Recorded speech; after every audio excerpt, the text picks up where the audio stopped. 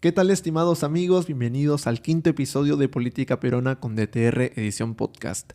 Hoy tengo el agrado de presentarles a nuestra primera invitada. Estamos hablando de Yesenia Álvarez, una distinguida activista por el liberalismo en Perú.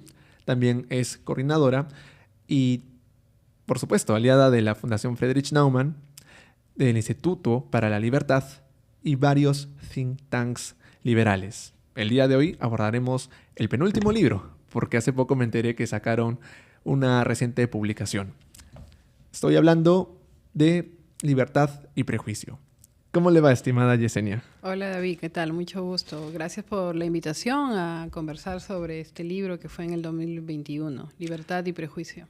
Por supuesto. Estamos en el mes del orgullo y hay más peruanos que apuestan por la comunidad LGTB, unión civil, matrimonio igualitario y adopción homoparental. ¿Por qué es importante hablar de la comunidad LGTB más allá del mes del orgullo? Porque se trata realmente de una población importante y de derechos que son fundamentales. De hecho, Libertad y Prejuicio nace porque, como tú nos conoces, venimos del liberalismo. Algunos desde jóvenes hemos estado ahí, identificando el liberalismo como este conjunto de organizaciones, movimientos que hace 10 o 20 años venían forjándose y que también incluso fundaciones, libros, pensadores, en que el punto central o la esencia es la libertad, ¿no? La libertad individual, la libertad es parte importante como de un orden político. Y entonces todo este movimiento, fundaciones, personas, escritores, periodistas, que genera todo este movimiento a favor de la libertad, empezaron a desarrollar mucho la libertad económica, y es ahí donde varios de nosotros que nos identificamos con ese movimiento no encontramos una posición a favor de las libertades individuales, especialmente de los derechos LGBT, siendo una demanda de los nuevos tiempos. Y bueno, te estoy hablando de aproximadamente 2010, 2012, no había muchísima información. Si tú te acercabas al movimiento y querías conocer, no habían posiciones. Todo estaba muy concentrado en la parte de defender solo las libertades económicas, lo cual no está mal, pero si nos decimos liberales, tendríamos que defender todas las libertades que están asociadas a las personas, a los individuos. Lo máximo que yo pude encontrar en esa época fue un artículo de Mario Vargas Llosa, que escribía a partir del asesinato de un joven que hubo en Chile, que fue bastante penoso, fue una tragedia y que generó cierta conciencia, incluso después generó ciertos impulsos en Chile, pero no había mayor información. Ya luego, recientemente, en los últimos años, en los últimos 5 años, ya ha ido apareciendo, ¿no? Entonces, Libertad y Prejuicio nace como para saldar una deuda, la deuda que el liberalismo tiene en los nuevos tiempos sobre los derechos LGBT, sobre las libertades sexuales, sobre las libertades de las personas que se identifican con esta comunidad. Entonces, por eso es importante no solo concentrarse en junio, sino siempre estar haciendo este trabajo. Y una de las batallas que hay que dar es con las publicaciones, con la información para que la gente constantemente pueda revisar. Entonces, ahí es donde nos hemos enfocado en la lucha y sacamos este libro el 2021 que reúne a 13 liberales que nos hemos conocido dentro del movimiento liberal durante todo este tiempo, en diferentes momentos, y que también entendíamos que había un silencio y dijimos hay que reflexionar que la causa de los derechos LGBT y la diversidad sexual es una causa liberal.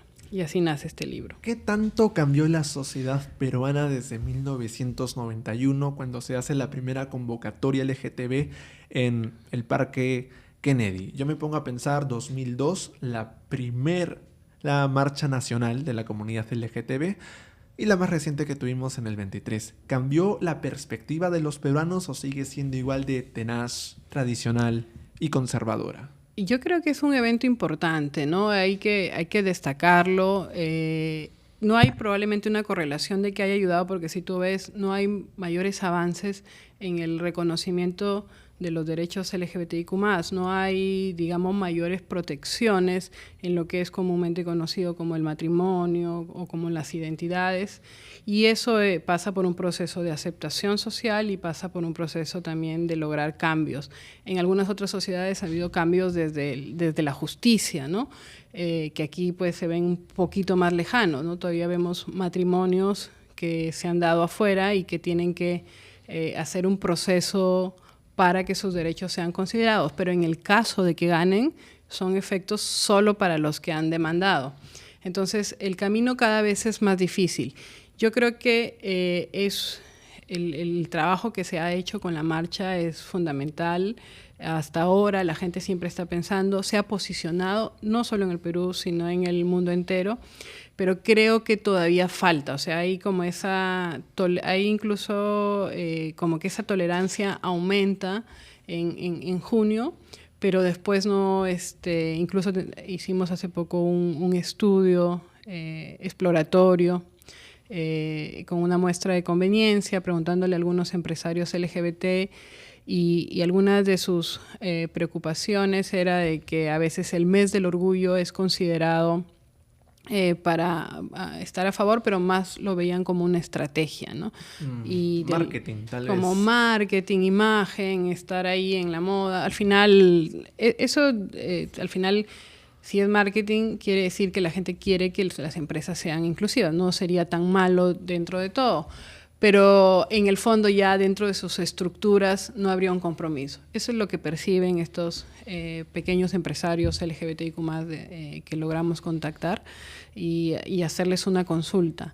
Pero en general es productivo. Tengo entendido que todavía no sé si tú estás informado, no han logrado el permiso para la marcha. Alguien me dijo... Sí, de hecho el alcalde López Aliaga, al igual que el 23, tiene mucha resistencia. Y si mencionamos a los regidores de Renovación y los alcaldes de Renovación en Lima Metropolitana, son reacios o bastante hostiles hacia esta comunidad.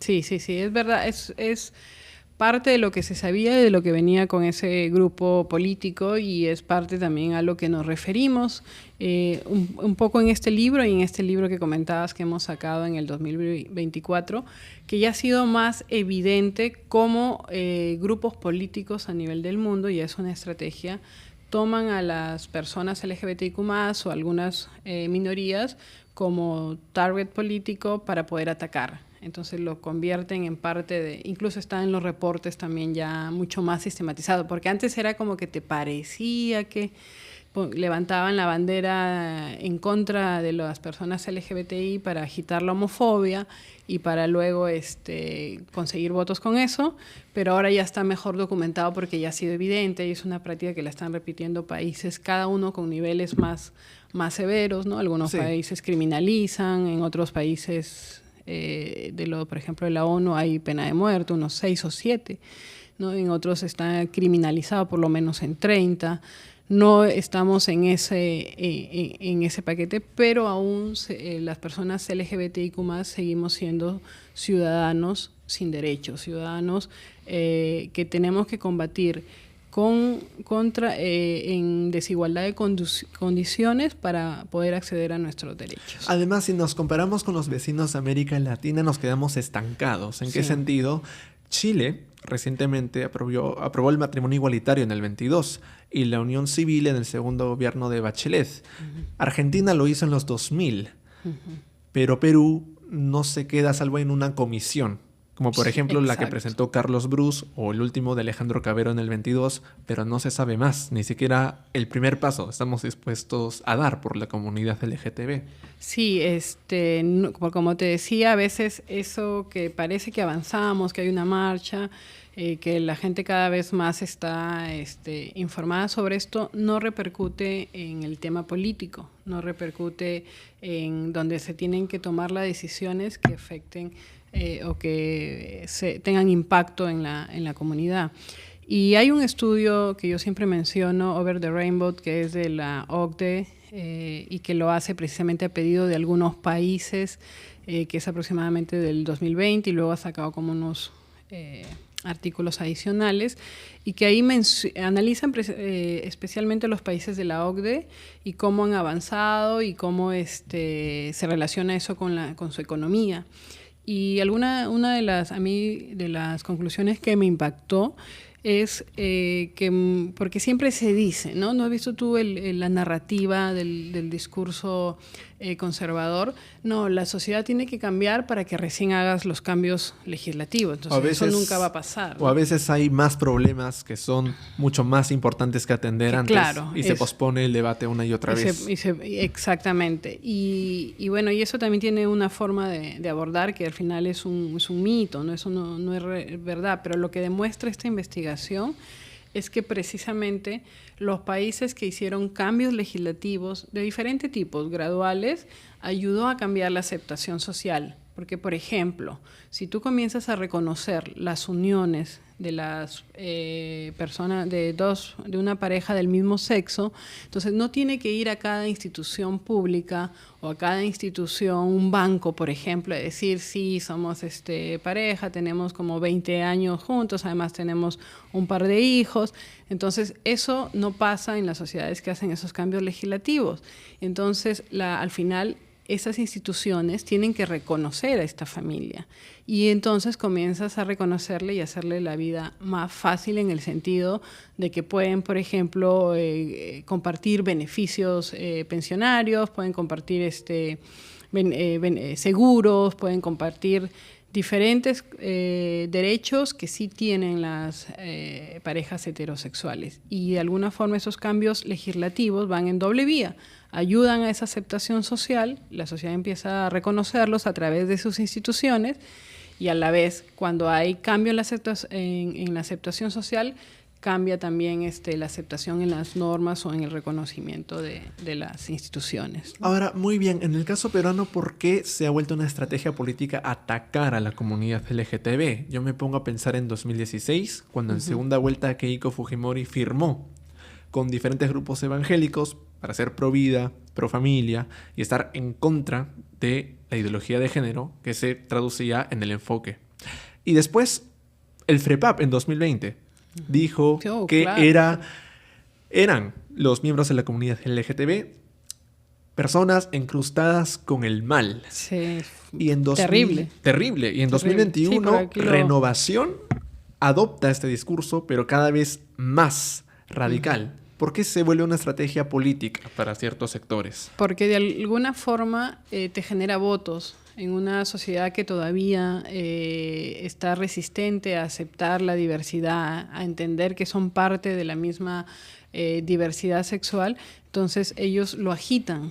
Y si tú no has tenido información, y si constantemente los que son los representantes de las religiones a las que tú sigues, y si constantemente, porque no es solo una religión, se juntan varias religiones ahí, y comienzan a dirigir vamos a decir, el odio, la aversión contra un grupo, y eso les consigue ganar ciertos espacios, ganar votos y les ha funcionado bien, ¿no? Entonces hay todavía en el Perú muchísima homofobia. Perú no aparece todavía, no ha habido como una actualización, pero antes del 2020 era uno de los países más homofóbicos. Tú mismo lo acabas de señalar, somos uno de los 4 más retrasados de América Latina comparado.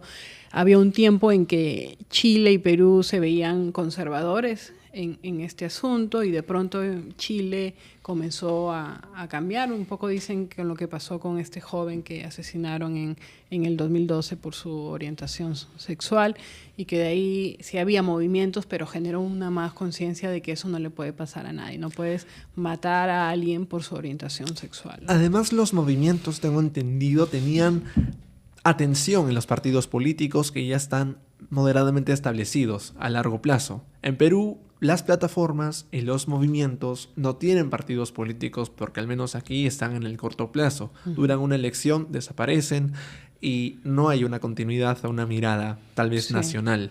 Tampoco hay una presencia de líderes LGBTIQ+ abiertamente y en una cantidad razonable en los diferentes partidos políticos, como puede haber habido en otras sociedades, y de diferentes tendencias, ¿no?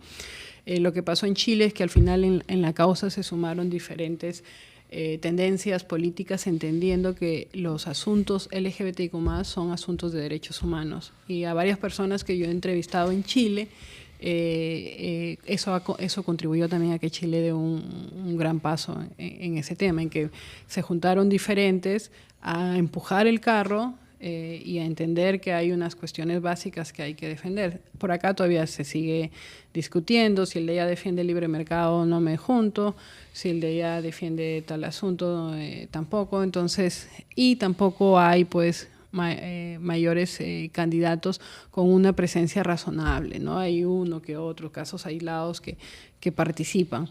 De hecho, también en las elecciones pasadas no había, pues, los partidos, incluso con la época de PPK era más abierto, ¿no? La defensa de que se iban a aprobar derechos a favor de la comunidad, pero en la última elección más bien eso no existió, salvo un partido por ahí de izquierda, pero en general había partidos en contra y que hacían votos manifestándose en contra. El mismo Castillo tenía un discurso en contra de la comunidad LGBTIQ+, ¿no?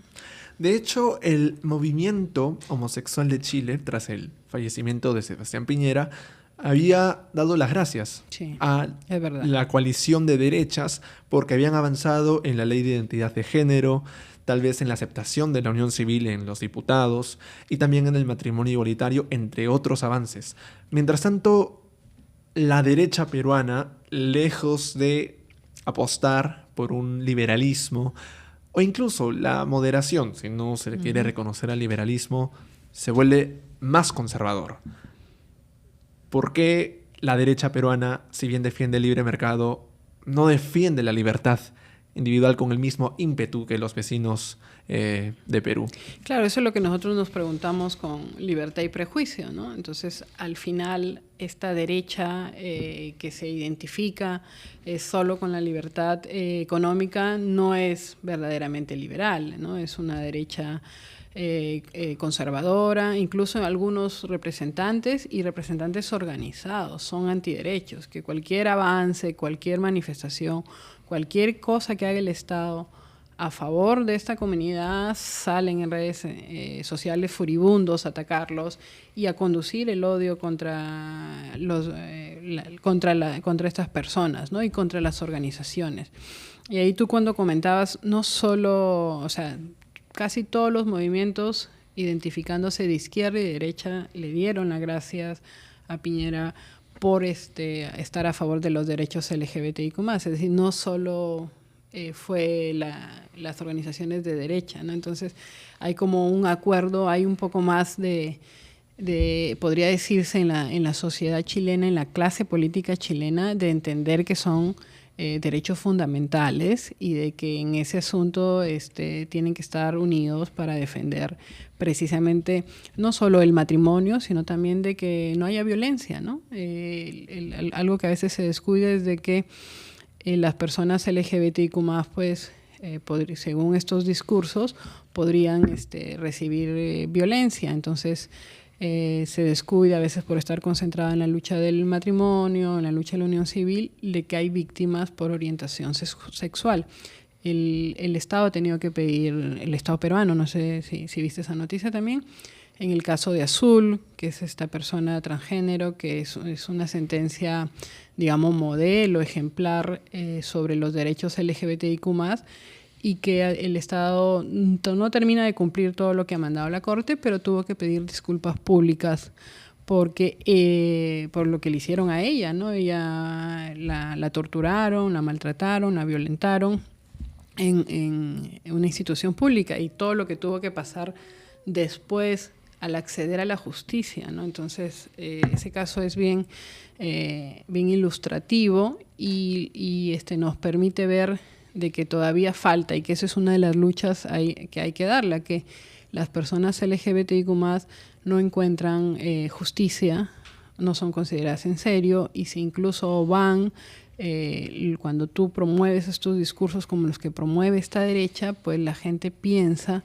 que sus vidas no valen y que se les puede maltratar, ¿no? Que se les puede vulnerar, sí. ¿no? Entonces, va por ahí. Entonces, yo creo que la respuesta a eso es libertad. Este libro, hay varios ensayos ahí que tratan de abordarlo y bueno, ahorita tenemos el asunto de que se identifica derecha con liberalismo, ¿no? Entonces hay que marcar ahí una diferencia. Si hablamos de liberalismo, el liberalismo defiende tanto las libertades individuales, las políticas y las económicas como una sola. Y no puede separarse la defensa de los derechos LGTB porque están derechos fundamentales de las personas. Ahora, muy bien, uno de los editores, o mejor dicho, uno de los columnistas fue Antonella Martí y habló de ese punto que has hecho hincapié. La nueva derecha y esta derecha que se vende de liberal libertaria, pero al momento de hablar de derechos sexuales, al momento de hablar de la comunidad LGTB, no, dan un grito claro al cielo. Y ha sido más evidente últimamente, ¿no? O sea, no solo dan grito al cielo, son capaces de convivir con candidatos y con grupos abiertamente homofóbicos, ¿no? Entonces, por ahora se creen como muy ganadores y creen que están ganando electoralmente, pero yo creo que en algún momento eso va a pasar la factura, ¿no? Mucha gente cree que un movimiento así podría tener éxito en Perú en las próximas elecciones, ¿no? Que sea muy parecido a todos estos grupos religiosos que andan sosteniendo pues a Milei en Argentina, y que eso debería pasar acá, creyendo pues que el Perú puede votar por un candidato radical de derecha de ese tipo. Entonces, lo que ha demostrado esta nueva derecha que critica a Antonella Martí es que es capaz de convivir con candidatos o con personas o con grupos políticos o grupos sociales que por desarrollar la economía no les importa si vulneran las libertades individuales, pero cuando pasa al revés, ahí sí ellos no pueden convivir de esa manera, ¿no? O sea, pídeles tú convivir con una propuesta en el Perú, por ejemplo, de Verónica Mendoza. No aceptarían, ¿no? Entonces, posible. Entonces, si relegan una libertad, no están siendo liberales. Y hay que señalarlos como que son una derecha, y a la derecha que es antiderechos, tal cual, ¿no? De hecho, Gloria Álvarez se refirió a ellos como conservadores vestidos de liberales, sí, pero agregando lobos y los corderos. Sí. Sí, desafortunadamente. Ahora bien, la primera vez que hay una encuesta nacional en Perú a propósito de la comunidad LGTB fue en 2021, me parece, y arrojó algunas cifras interesantes. 2017 hay una que es no probabilística. No probabilística. 2017. Ajá, pero me refiero de Ipsos. De Ipsos con la del 2021. Y tengo entendido que el 8% de la población peruana se sintió identificada con la comunidad LGTB. Sí, el 8% se identificó como no heterosexual. No heterosexual. Entonces, por eso serían aproximadamente, según el último censo, 1.700.000 personas aproximadamente, ¿no? Pero también revela estereotipos y un conjunto de frases que son aprobadas y avaladas por la sociedad, como por ejemplo, tú estás a favor de dejar a tus hijos con una persona transgénero, me parece, o tal vez de la comunidad LGTB. De la comunidad, sí. Sí, estás a favor de los dos padres, siendo varón o mujer, formar una familia. Es decir, arrojaban cifras. Sí, en las últimas mediciones de Ipsos, en esa segunda encuesta nacional de derechos humanos y en mediciones que hacen ellos también, se mantenía ese porcentaje de estereotipo del temor a dejar a las personas de la comunidad con niños, ¿no? O el otro estereotipo de que se trate de una enfermedad mental, por ejemplo, cuando ya hay suficiente información que demuestra que no no es padecer una enfermedad, que lo demuestran organizaciones serias, prestigiosas, y que han sido incluidas en todos esta información en la lucha por los derechos en Estados Unidos, ¿no? Claro, y me parece que en 1990 sacaron como enfermedad mental ser. Sí, y es bastante tiempo, ¿no? Pero el prejuicio se mantiene. De hecho, la sociedad peruana lo tiene, creo, en el 20%, pero el más alto es el temor a asociarlos a dejarlos con menores, ¿no? Entonces, esa encuesta es reveladora porque también más del 70% percibe que es una de las más discriminadas, ¿no? Y otras cifras que salen ahí, donde más se encuentran es precisamente en los espacios religiosos, es precisamente en el trabajo, en las familias. Entonces, hay muy poca información. Esos son los únicos, digamos así, que vienen con el Estado. La primera, que es no probabilística, del 2007, y esa que mencionas. Y luego hay otros estudios ya de organizaciones independientes, pero también con Ipsos, que Ipsos ha hecho con la Asociación de Familias Homoparentales, ¿no? Entonces, que demuestran y que revelan ahí también que, o sea, no sé si tú has escuchado, a veces dicen, ay, pero si pueden acceder a los mismos, todos tenemos los mismos derechos. No, hay derechos de los niños, hay derechos de los extranjeros, hay derechos de las mujeres. O sea, solo les molesta la especificidad cuando se trata de las personas LGBTIQ+, ¿no? Y ahí los estudios podrían ayudar a entender mejor. Entonces, ahí, por ejemplo, si ocurre algún tema de custodia, por ejemplo, sería una familia desprotegida, o si la pareja fallece, no le puede transmitir lo que venía recibiendo de pensión, o no le puede heredar, ¿no? Lo que han construido juntos. Entonces, todo ese tipo de problemas que son relacionados con el patrimonio, pero que también tienen que ver con la acción humana, como decía, ¿no? O sea, al final tiene que el ser humano es cosas que no son materiales, pero también tiene que ver con cosas materiales, porque son las que nos dan salud, nos dan tranquilidad, nos dan educación, nos dan felicidad.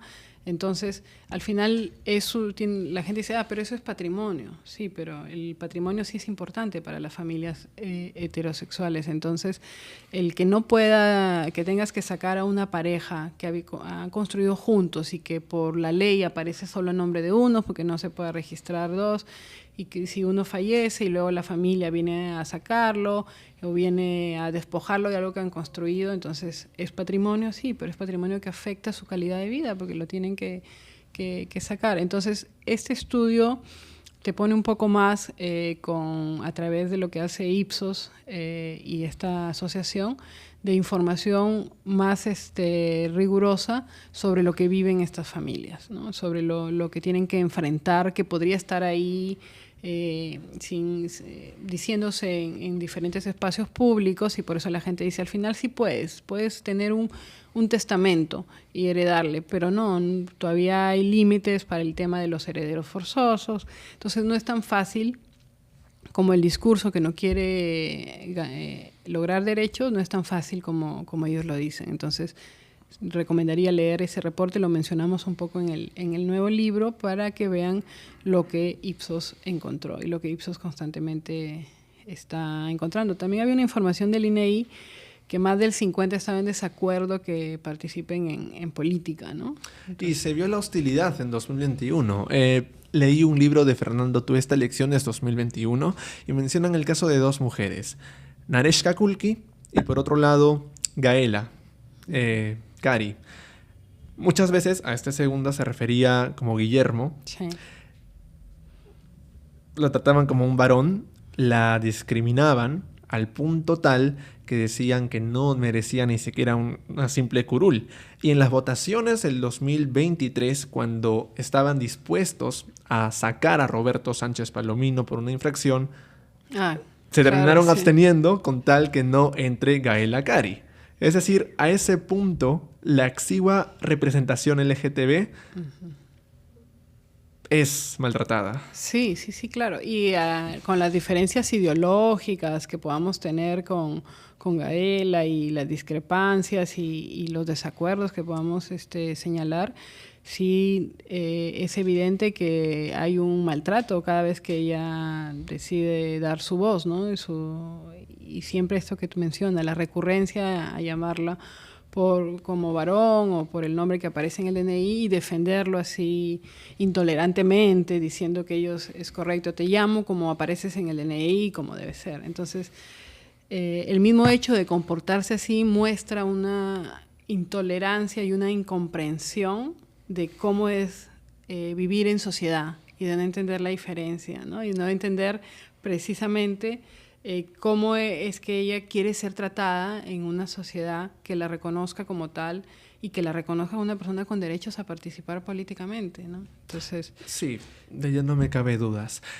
Es evidente que el factor religioso juega un papel importante en la política peruana, pero uno de los autores de Libertad y Prejuicio señala lo siguiente: los medios de comunicación también jugaron un rol elemental. Tan solo vayamos a las telenovelas. En Colombia, por ejemplo, se presenta a Hugo Lombardi, el personaje de Betty la Fea, bastante afeminado o con rostros exagerados. En Perú, en Al fondo hay sitio, tenemos a Mayordomo Claudio, bastante coqueto. Y claro, los televidentes tienen una muestra bastante equivocada de la comunidad LGTB y se deja llevar por este tipo de prejuicios que los sintonizan. sí, los medios, o sea, hay una responsabilidad en cuanto a eso, ¿no? Y que se basa precisamente en el estereotipo. No quisiera demonizar, todos los medios, ni decir, los medios son culpables de todo porque depende de nosotros cómo diferenciamos lo que consumimos a través de los medios. Pero sí es verdad que en películas, y hay un libro que lo dice de Virne Font, de homofobia, siempre se ha caracterizado de cierta forma a las personas homosexuales, que te genera el entenderlas siempre como seres sin valores, seres con problemas, seres que son un problema para la sociedad. Que podrían también ser las personas heterosexuales, pero que por ser de esa orientación o de esa identidad de género, no te está permitido ni siquiera equivocarte en la sociedad, ¿no? Hay en esta película de Mel Gibson, ¿no? Que cuando Corazón Valiente, sí, Braveheart, el que es hijo del rey y que es gay le atribuye todas las cuestiones negativas, por ejemplo, ¿no? El que no sabe liderar, está más preocupado del tema sexual o del y es débil. Y todo, o sea, como una incapacidad para gobernar por el hecho de ser. Y Mel Gibson se lo atribuye a este personaje que es homosexual. Y ya conocemos cómo piensa Mel Gibson, ¿no? Es producto de toda la derecha que cree que pues las personas LGBTIQ+ son un enemigo. Así que en esos casos, por ejemplo, es muy claro, no es gratuito que el personaje que le quiere atribuir todos los antivalores sea justo de la comunidad. Entonces, sí, de hecho hay políticos abiertamente de la comunidad LGTB que son bastante eficientes en sus puestos. Yo me pongo a pensar en la Secretaría de Transportes de Estados Unidos, Pete Buttigieg, que tiene a su pareja y fue candidato a la presidencia por el Partido Demócrata en el 2020.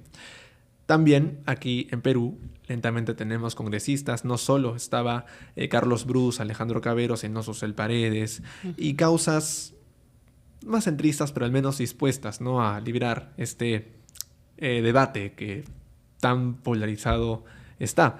Ahora bien, volviendo a los temas de comunicación, me sorprende mucho que haya empresas privadas que apuesten por la comunidad LGTB, tal vez en contenido audiovisual, tal vez en diferentes campañas de concientización, pero los políticos, sobre todo los republicanos en Estados Unidos, los han declarado woke o parte de la batalla cultural, es decir, contra la propia empresa privada.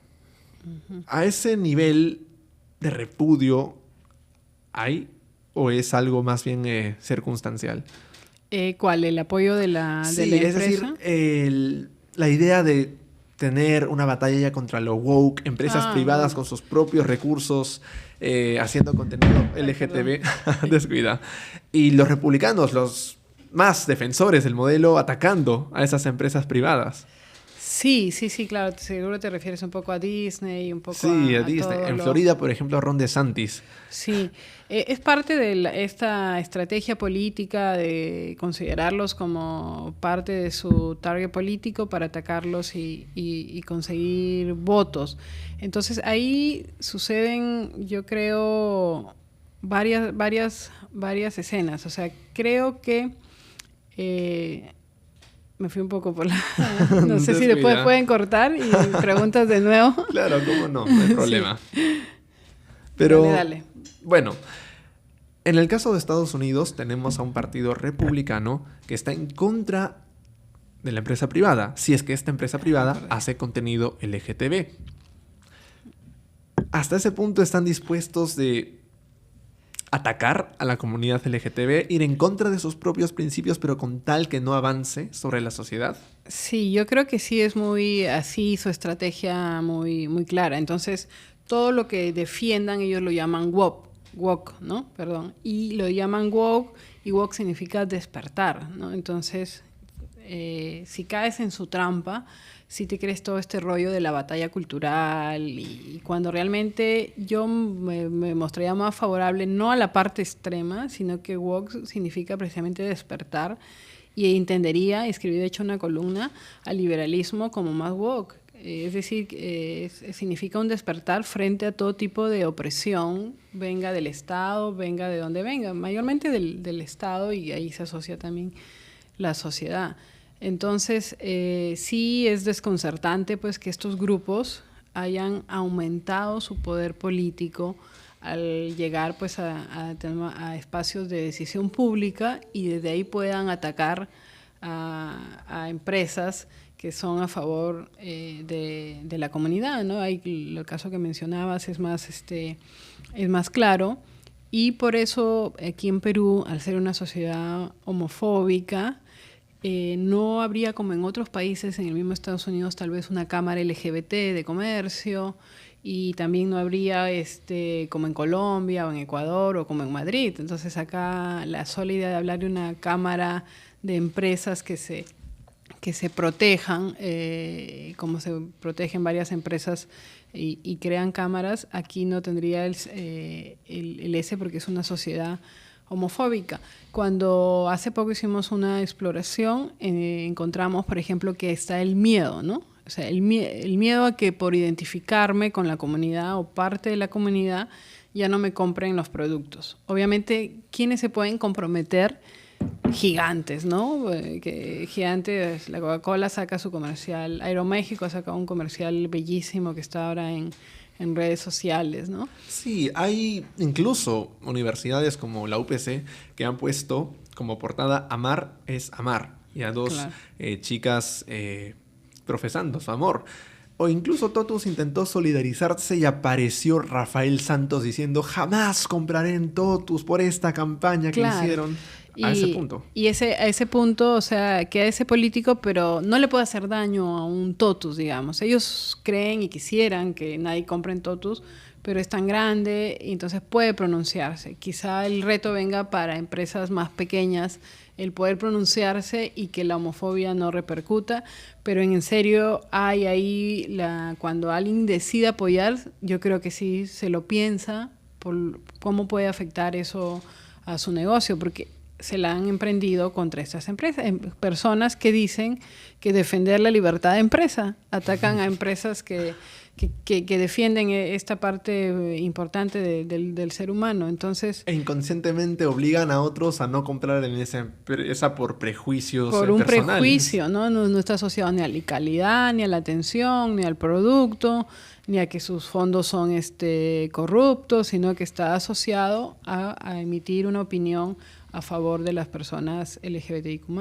Y eso hace difícil que aquí pueda pensarse en que haya una cámara. Nosotros estuvimos explorando un poco el asunto y, por ejemplo, cada vez que hablamos de cámara LGBTIQ+, la gente entendía que era comerciar entre ellos, pero es un sesgo, porque ¿quién quisiera agruparse O sea, cuando se agrupan los que fabrican sombreros en una ciudad del norte del Perú, ¿se van a comerciar solo con los que hacen sombreros?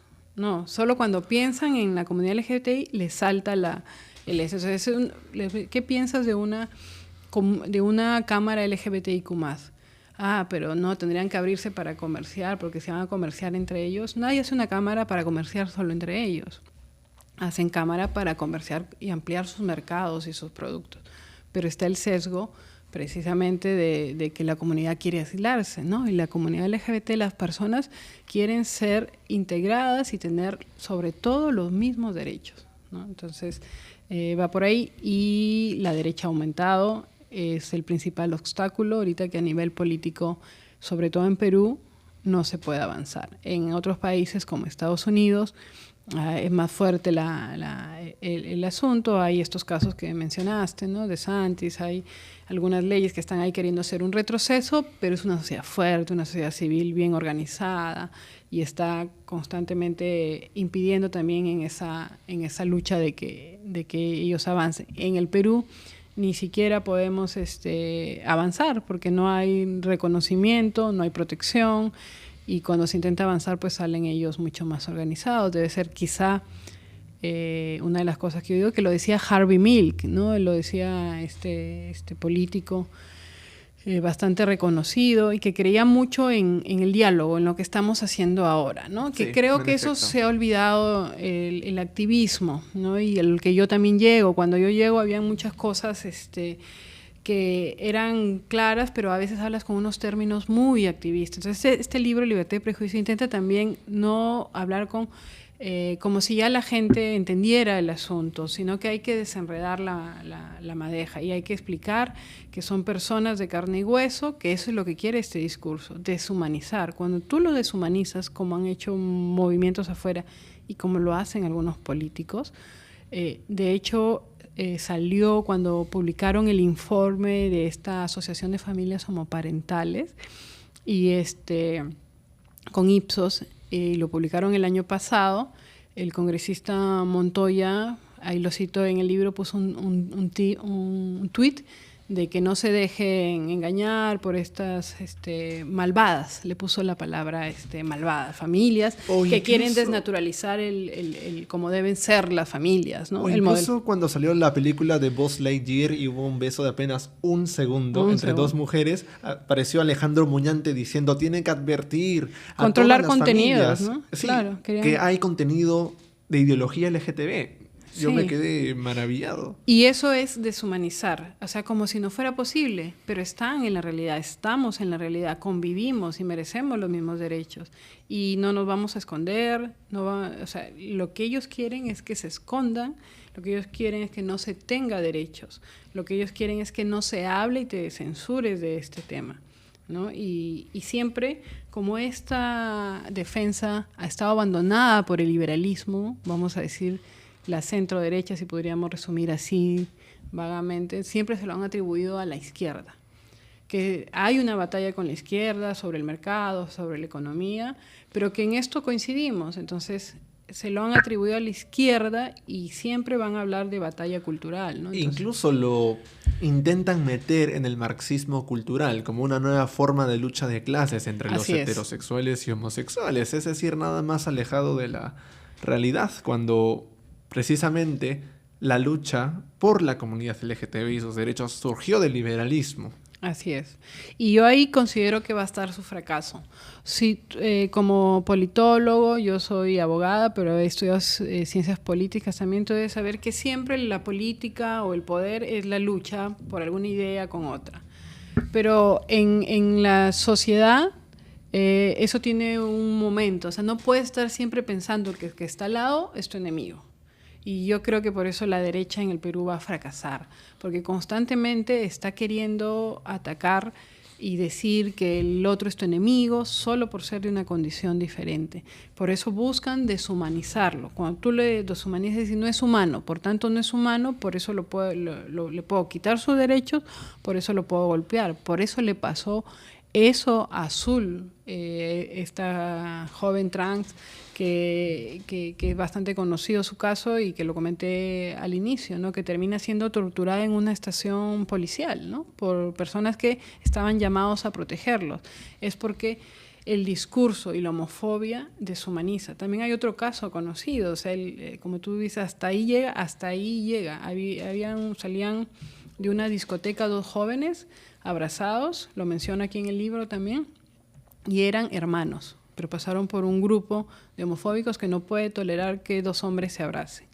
Los golpearon, uno sobrevivió, la forma como masacraron al que fallece es realmente espeluznante, y ahí te demuestra cómo incluso, o sea, alguien que no era de la comunidad termina siendo víctima de la homofobia, porque siempre es un riesgo. La violencia a partir de la homofobia también puede afectar a las personas que no lo son, que es un simple abrazo de hermanos y que en realidad desprotege a todos. Entonces, la gran lucha yo creo que va a ser en hacerles entender que estos movimientos se están deshumanizando.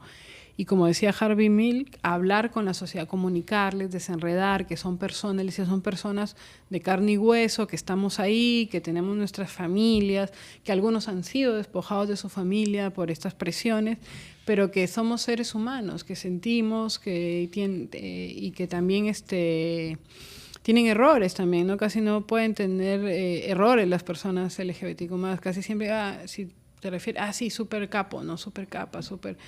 Pero cuando alguien es heterosexual no estás diciendo eso como para validar de que es una buena persona, ¿no? Entonces están casi que las personas LGBTQ+ obligados a ser buenas personas, ¿no? Es algo a lo que deberíamos estar todos, ¿no? Entonces, esa enseñanza de Harvey Milk. Y tenía otra bien importante con esto que mencionas, de que va creciendo toda esta estrategia política. Tenía otra que él decía: los que están ahorita en el poder son nuestros amigos, pero no siempre nos van a querer, pero no siempre van a votar a favor. Y es lo que está pasando.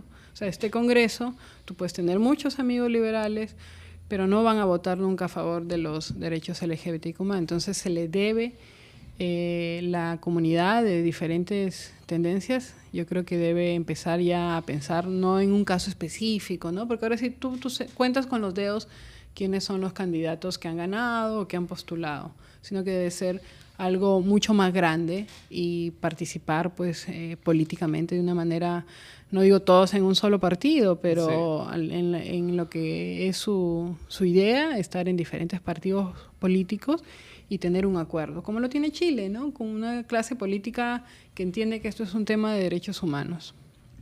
Indudablemente.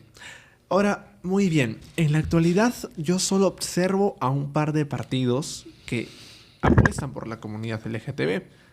Tal vez en el centro está el Partido Morado y en la izquierda está el Movimiento Nuevo Perú. Ni siquiera está inscrito como partido, pero han manifestado su apoyo. Para estas elecciones del 2026, ¿qué reforma o qué se tendría que hacer para impulsar, dar un pequeño avance en la representación de la comunidad LGTB? Porque muchos hablan de poner cuotas, un asiento en el Senado, crear una comisión especial. ¿Qué habría que hacer para generar una política con mirada de largo plazo?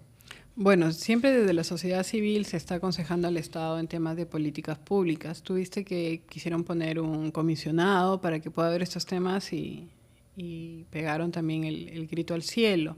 Entonces, lo de las cuotas es bastante discutible. Creo que si no logramos primero el reconocimiento y es difícil hablar de cuotas en la sociedad. O sea, el rechazo creo que va a ser mayor, ¿no? Y sobre todo que te han metido en la idea de la cabeza de los que llevan al liberalismo que hay que estar en contra de las cuotas, ¿no? Entonces, cuando yo era joven llegaba así en contra de las cuotas, pero después las cuotas tienen un sentido temporal. Entonces, si se mira con ese sentido, podría tener cierto efecto y ayudar.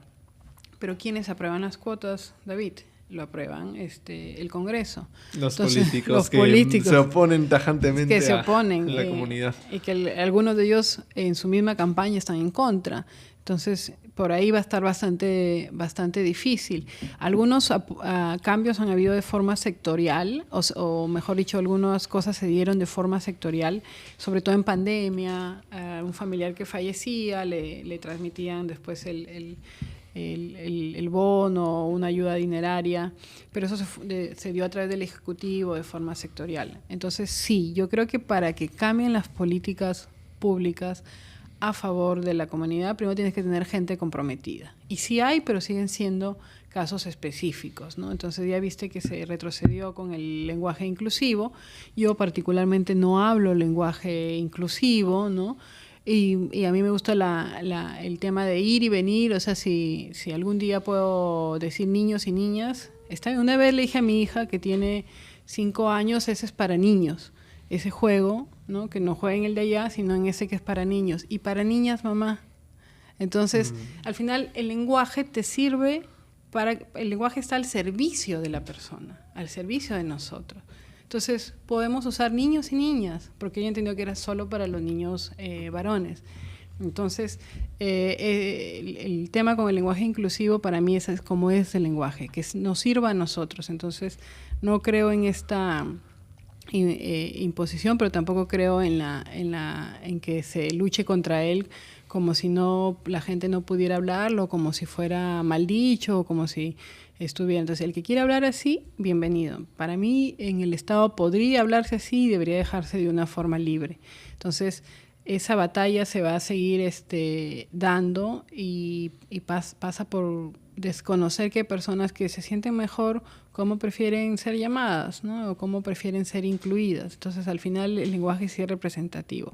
El que lo quiere usar, bienvenido. Y eso es lo que no toleran los radicales antiderechos de la derecha. Entonces, yo creo que para cambiar y para terminar es que las personas LGBTIQ+ se involucren más en política. Y es curioso que liberales estén a favor que el Estado obligue una forma en cómo pronunciarse, claro, y cómo hablar correctamente. Es como si estuvieran limitando tu capacidad de expresión. Sí, claro, por supuesto, ¿no? Entonces, al final no se entiende, ¿no? Pero mucha gente se deja llevar por eso, porque sí, y si está constantemente todos estos influencers diciendo que las personas de la comunidad son enemigos, pues al final terminas dirigiendo el odio, ¿no? Contra esa comunidad. Entonces yo creo que eso bastante se ha hecho ya en el mundo con, ¿no?, personas que son de la comunidad y que son queridas, pero también tienen que entender que no todos son Ricky Martin, no todos son determinadas personalidades. Entonces, para eso hay que entrar a los escenarios políticos y empezar a tomar decisiones. Entonces, de alguna forma en el Ejecutivo podrías ver que hay más el apoyo en ciertas oficinas, pero no lo es todo. La policía, podrás ver casos aislados, pero todavía sigue siendo, entiendo, profundamente homofóbica, ¿no? Entonces no es lo mismo los casos de personas que se acercan a la policía a dar una denuncia de, por ejemplo, violación, pero si estás vestido así o vestida así, si es de la comunidad. Lo mismo que pasaba con las mujeres hace tiempo, ¿no?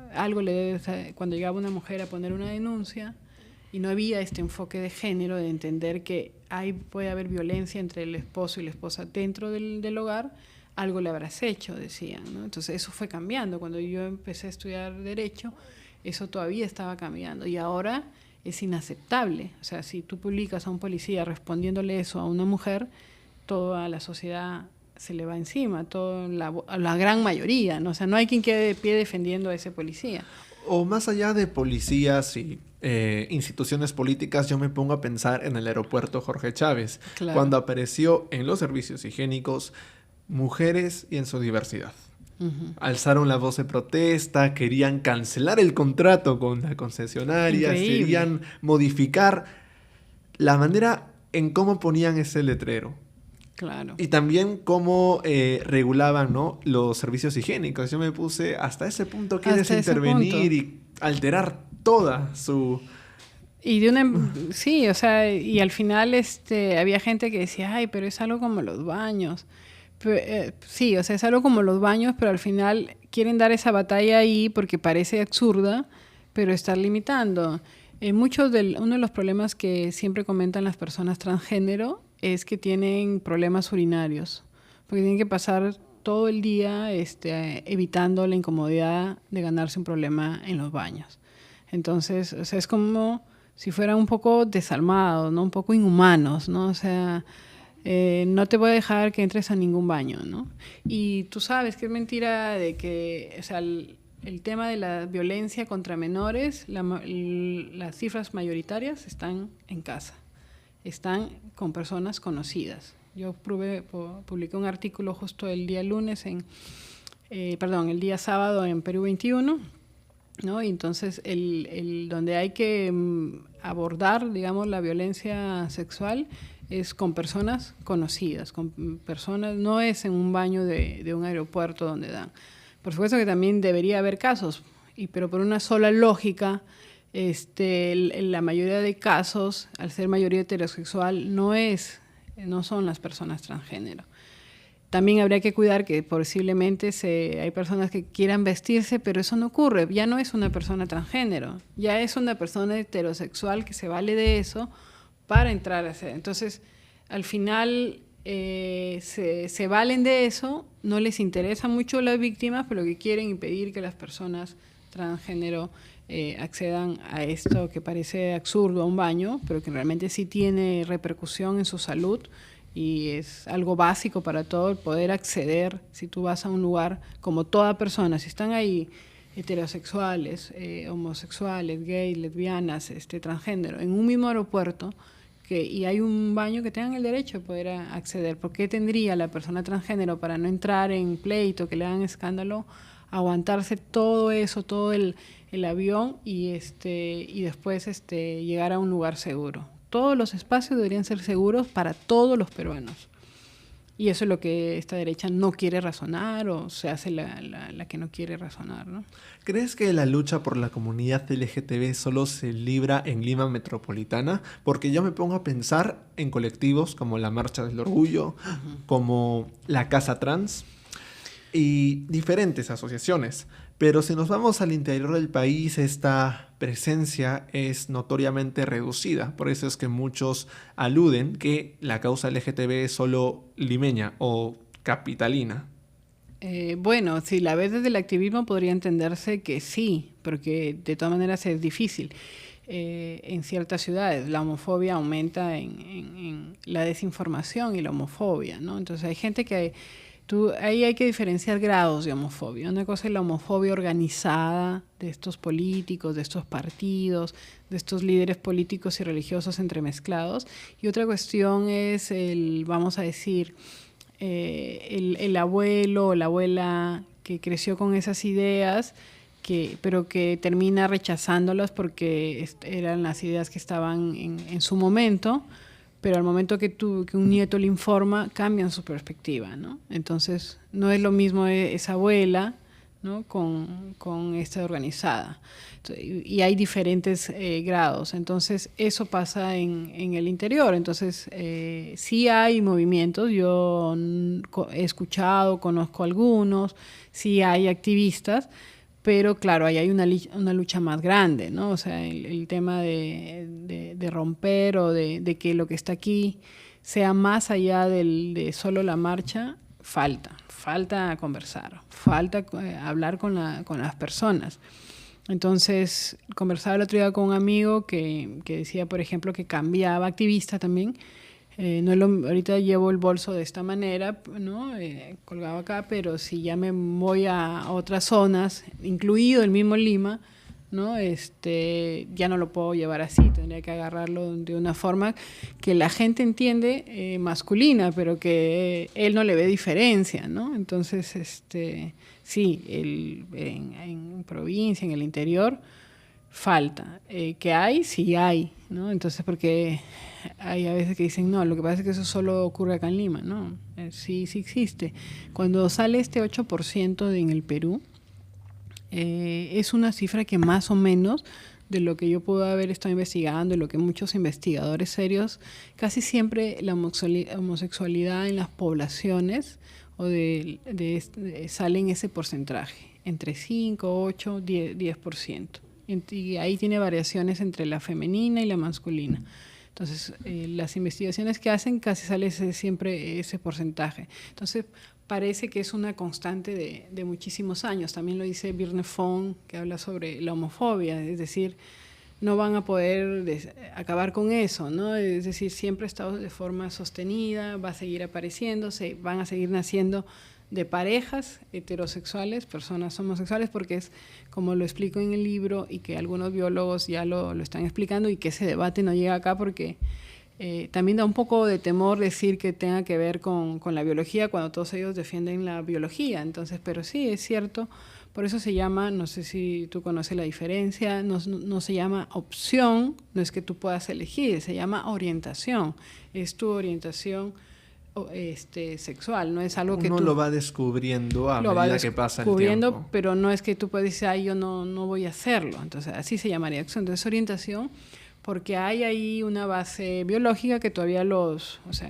mayormente importante, pero todavía los científicos están ahí haciendo mediciones, pero sí hay un componente, pues se trata de la sexualidad, y la sexualidad es tan compleja. Entonces, decir que no hay un gen no significa reconocer que no hay una base biológica, ¿no? Aunque a algunas activistas esto le podría dar miedo, lo menciona ahí también en el libro, ¿no? El hablar de eso, pero por eso más se habla de orientación. No es algo que yo pueda optar, sino que está en la naturaleza y no es algo que se pueda, digamos, corregir con terapias de conversión, que la gente dice, al final son voluntarias. Vi algunos grupos de derecha defendiendo las terapias de conversión, pero las estafas también son voluntarias, ¿no? Entonces, ese no es un argumento, ¿no? Entonces hay que mostrar qué hace la terapia de conversión, y ahí me alegra que hay bastantes movimientos internacionales y peruanos trabajando eso. Y algo que ocurre en las terapias de conversión, por ejemplo, es que a veces terminan habiendo violaciones para las mujeres, ¿no? Entonces, un impacto bastante severo. Y eso también pasa en algunas ciudades también del interior, ¿no? O sea, que pensar que se puede cambiar, y ya también hay bastantes documentos de la OMS, todo, que no se puede cambiar, así como, digamos, la persona heterosexual no puede cambiarse, tampoco pasa al revés. Y si se informara un poco más de esta variabilidad sexual, que es vamos a decirlo así, es una combinación de la naturaleza, y da luego esta forma que este autor, Diego López, lo explica bastante bien, que lo cito acá, porque me parece, hay muchos estudios y algunos son como muy, hay que ser biólogo como para entenderlos, y son muy... Sí. Pero ya hay algunos que publican en Twitter, pero él en español lo traduce bien, lo explica bien, y lo explica de una manera entendible para todo. Entonces, él comenta eso, si bien es cierto, no hay un gen, pero los estudios demuestran que podría haber esta información biológica que aporte, y como la sexualidad es como cualquier tema conductual, es un conjunto de cosas. Entonces, esa discusión hay que tenerla. Yo he visto activistas que incluso a veces le temen un poco entrar a eso, y es como decir, hay que defender porque no, hay que decirles a mamá que no tiene ninguna responsabilidad, ¿no? O sea, porque lo primero que a veces pasa y que comentan los testimonios es, ¿qué hice yo como padre? No hiciste nada, es parte de la naturaleza, ¿no? Uh-huh. Puede haber sido como no pudo haber sido. Entonces, esa conversación creo que es lo que falta, quizás no en Lima, pero sí en el interior, donde puede ser más evidente la homofobia o el maltrato. De hecho, también hay bastantes casos de jóvenes que son expulsados de sus casas, y casi la mayoría viene del interior, ¿no? Y la mayoría también son personas transgénero también. Si ya la homosexualidad no la comprenden y la discriminan, ahora también con las personas transgénero, ¿no? Entonces, nos falta muchísimo, hay que hablar muchísimo, hay que abrirnos, y ahí yo considero eso de Harvey Milk, ¿no? El diferenciar, y que tenemos que hablar con los que hemos mencionado, que son de la derecha antiderechos, no porque están en un discurso, solo hay que desenmascararlos y decirles que están deshumanizando, pero no los vas a convencer porque están súper organizados, tienen fondos para eso, además están en el poder, hacen política con eso, pero el gran reto es a la sociedad, porque hay que ganar en la aceptación social. A pesar que algunos lo desprecian, sí hay que cambiar en eso, y para eso tienes que informar y, como dicen las organizaciones de Estados Unidos, mover los corazones. Mover los corazones pasa por entender que son seres humanos como cualquier otro y merecen los mismos derechos, ¿no? Entonces, Libertad y Prejuicio intenta hacer algunas reflexiones, ¿no? E invitar a las personas a conversar. No sé si da tiempo para leer esa parte con la que comienzo mi ensayo. Sí, adelante, como quien la buscas. Yo más bien voy formulando la siguiente pregunta. Claro. ¿Cómo se puede refutar académicamente a un peruano que se proclama liberal, libertario, pero está en contra de la comunidad LGTB? Mencionó a Vargas Llosa, y yo me imagino a otros autores como John Stuart Mill. Sobre su cuerpo, sobre su mente, el individuo es soberano. Pero ¿de qué manera se puede refutar a estos pseudo-liberales o libertarios? Porque básicamente cuando el liberalismo defiende la libertad, tú la defiendes en todos sus escenarios. Entonces no la puedes defender cercenada, no la puedes defender, digamos, por partes. Entonces, si el liberalismo, la persona y su libertad son el centro de cualquier orden político y moral, son los primeros llamados a defender los derechos LGBTIQ+, porque son libertades de cómo esas personas desean vivir su vida, con quién y cómo desean acceder a esos derechos. Entonces, no cabe en la cabeza un liberalismo que diga que por cómo decides construir tu proyecto de vida, como han dicho todos los liberales, obviamente no hay textos en los que digan de Hayek o de Stuart Mill que defiendan a estas personas, pero sí a partir de sus principios, y que los cito ahí, tú entiendes que lo más importante es defender los proyectos así tú no los compartas. Entonces, cuando están en contra, para mí es clarísimo, ¿no? Es como también un liberal que aparezca en contra de la libertad de comerciar, ¿no? Entonces, no es liberal. El liberal está a favor de las libertades individuales y políticas, y la mejor manera de refutarla es que la libertad se defiende completa, se defiende no por partes. Vargas Llosa fue uno de los primeros que encontré, y en el 2012, ¿no? que todavía acá no se decía mucho, ya probablemente Argentina estaba mucho más avanzado, y encontrar liberales diciendo eso, que también tiene que ver con el tema de la libertad sexual, fue realmente gratificante. Luego no ha habido mucho tampoco, ¿no? De hecho, si un liberal aquí en Perú respalda a la comunidad LGTB, lo primero que le dicen es liberprogre, progresista, izquierda woke. Todo menos este espacio de la centro-derecha que está vacío en la actualidad. Claro, y al final, o sea, han construido esas etiquetas, pero los únicos que las usan son ellos, ¿no? Es decir, no veo que le importe a las personas que quieran avanzar en derechos eso. No, creo que por eso también pierde, digamos, en la elección pasada, ¿no? Porque buena parte de esos grupos entendía a Keiko Fujimori profundamente conservadora, pese a que había dado algunas flexibilizaciones desde el hito que tú mencionaste, cuando firmó con todas las personas que se llaman pro familia, pero si son pro familia deberían estar a favor de todas las familias. Entonces, eso también va a ser otro punto, ¿no? El tema, se considera que las personas se les acusa de ser antifamilia o estar en contra de la familia, y eso es mentira, eso no ocurre. Lo que más bien quieren las organizaciones o personas a favor de estos derechos es que se reconozca todos los tipos de familia y no solo un tipo de familia. Entonces tergiversan mucho y desinforman mucho. ¿Quién va a querer destruir la familia de una mujer y un hombre con sus hijos? Nadie, ¿no? Entonces eso se lo han inventado los conservadores.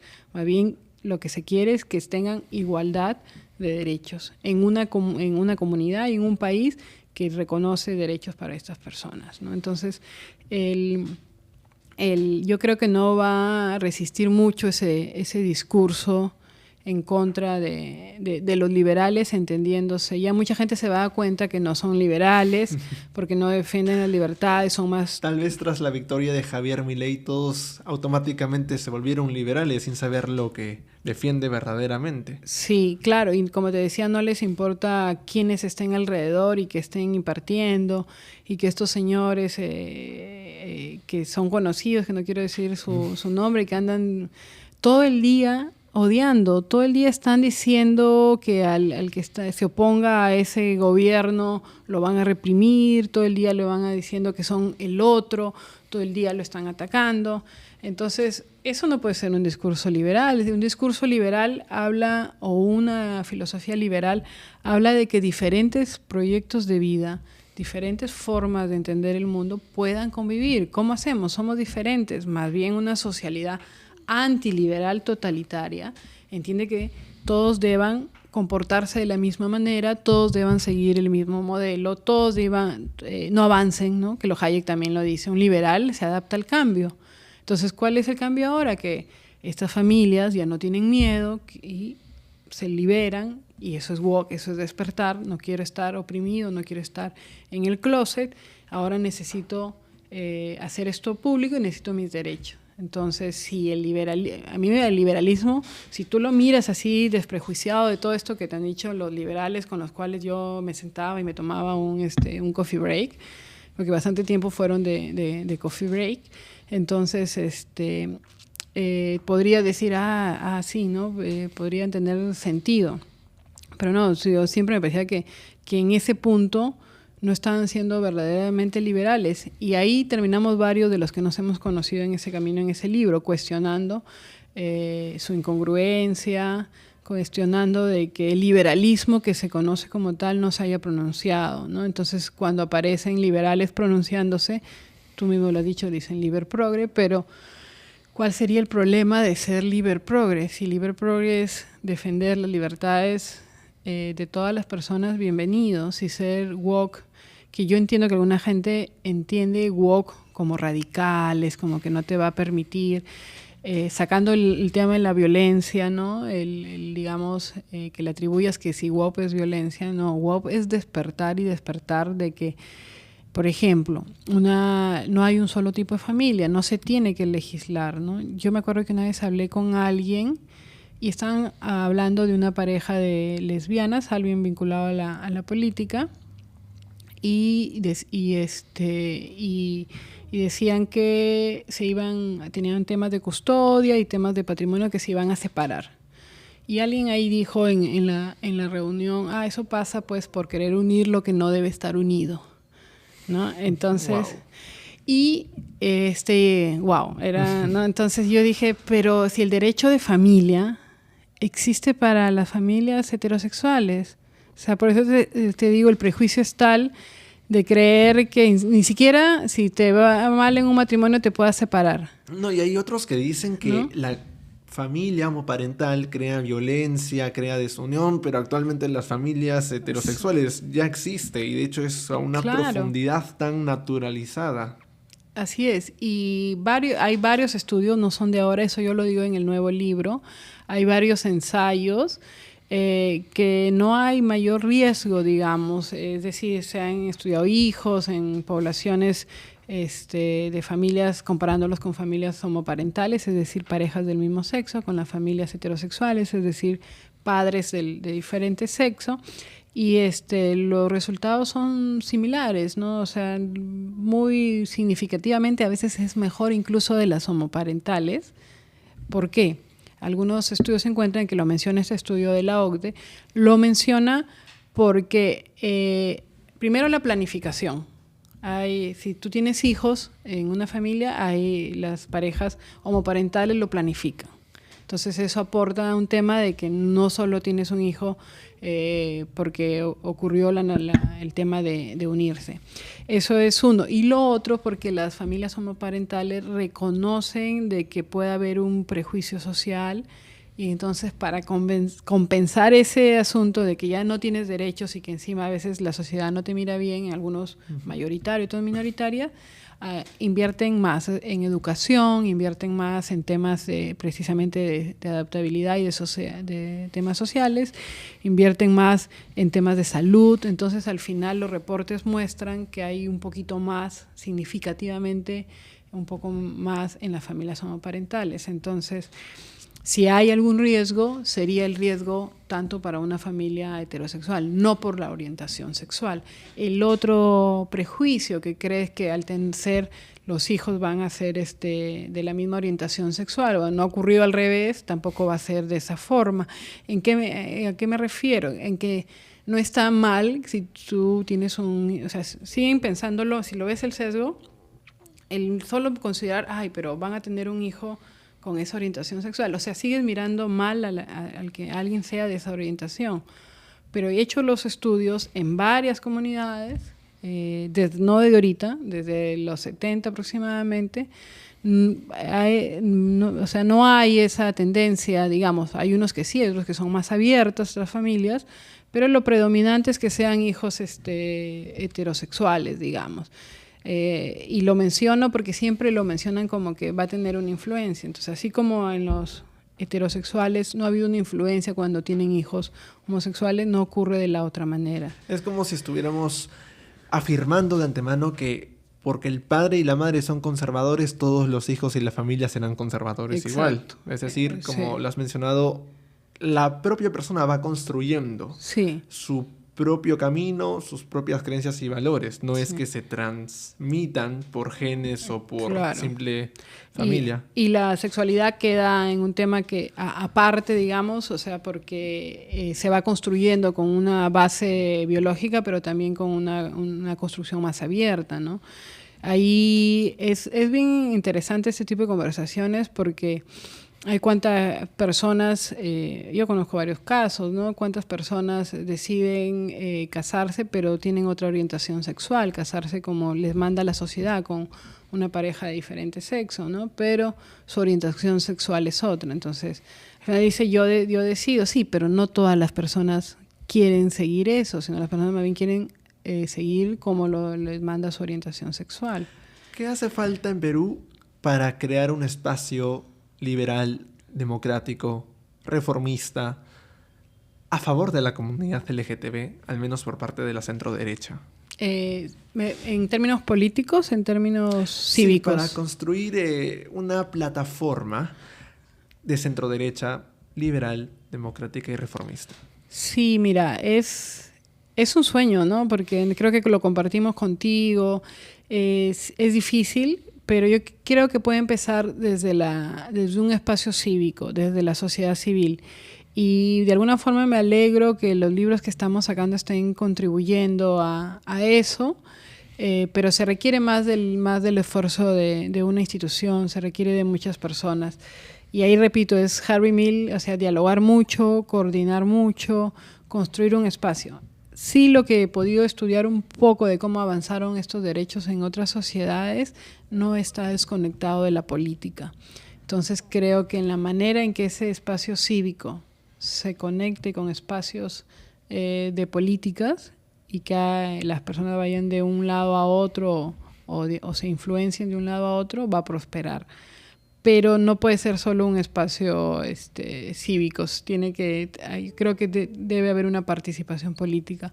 Creo que el próximo reto es de que las personas que se identifiquen como LGTB y que tienen esta conciencia, no solo en asuntos LGBT, sino de tener una sociedad más democrática, una sociedad más liberal, una sociedad más abierta, completamente, digamos, comprometido con todos los peruanos, tienen que dar un paso hacia la política, no un solo partido. Por cómo lo veo en diferentes lugares, ¿no? Si se logra abrir ese espacio político, cívico-político, bienvenido, el que acabas de mencionar. Cuenta siempre conmigo ahí para apoyar y lograr que este Perú sea un país para todos los peruanos, ¿no? Para todos los peruanos y peruanas. Por supuesto. Y ya para ir concluyendo, quería confirmar con producción si estamos ya por la hora. Sí, yo creo que sí. Hora 10. Ya, entonces última pregunta para concluir. Nos dejamos llevar por el tema. Muy bien. Para el año 2026 es probable que una propuesta reformista y liberal no triunfe. ¿Ve realista en esta década de los 2020 las demandas ser atendidas o tardaremos un poco más en Perú a atender las demandas de la comunidad LGTB? Sí, se veía venir con este Congreso que no se iba a prosperar. Entonces, yo quisiera ahí sí tener esperanza. Yo creo que más bien la derecha antiderechos va a fracasar en las próximas elecciones y que más bien se van a abrir movimientos de centro-derecha, ¿no? Que permitan, o una propuesta de centro-derecha, un proyecto político que permita avanzar. Pero no podemos quedarnos de brazos cruzados, ¿no? Hay que seguir haciendo, o sea, primero gracias por permitirme hablar de esto. Son temas a veces en los que hay que hilar un poquito más atrás, como te decía, para poder llegar y explicar, y eso hay que hacerlo en nuestra comunidad, ¿no? Explicar qué pasó con esos 2 jóvenes en Brasil, que un simple abrazo termina vulnerando simplemente por la homofobia. O sea, que la homofobia no solo le afecta a las personas LGBTIQ+, sino a todos. También tratar de rehumanizar, ¿no? A las personas LGBTIQ+. Entonces, cualquier propuesta política que trate de rehumanizar, sea de izquierda, centro, de derecha, necesitamos eso. En Chile pasó eso. En Chile fue todo el espectro político comprometido con las personas, porque se trata de unas minorías que necesitan sus derechos y su acceso a sus libertades. Entonces, un liberal también debería estar comprometido con eso. Un liberal debería estar comprometido con eso. Entonces, esperemos que eso pueda surgir para el 2026. Creo que hay esperanza, ¿no? No hay que perderla. De hecho, el discurso de Harvey Milk se llama el discurso de la esperanza. Discurso de la esperanza. Qué hermosa forma de concluir este pequeño podcast. Queridos amigos, esto fue todo por el 5º episodio. Muchas gracias nuevamente a nuestra primera invitada, Yesenia Álvarez, y los invitamos también para formar parte de este noble, tal vez pequeño, pero increíble movimiento que cada vez está conquistando más los corazones y también la academia. Les enviamos un abrazo a la distancia y conmigo será hasta la siguiente quincena. Cuídense.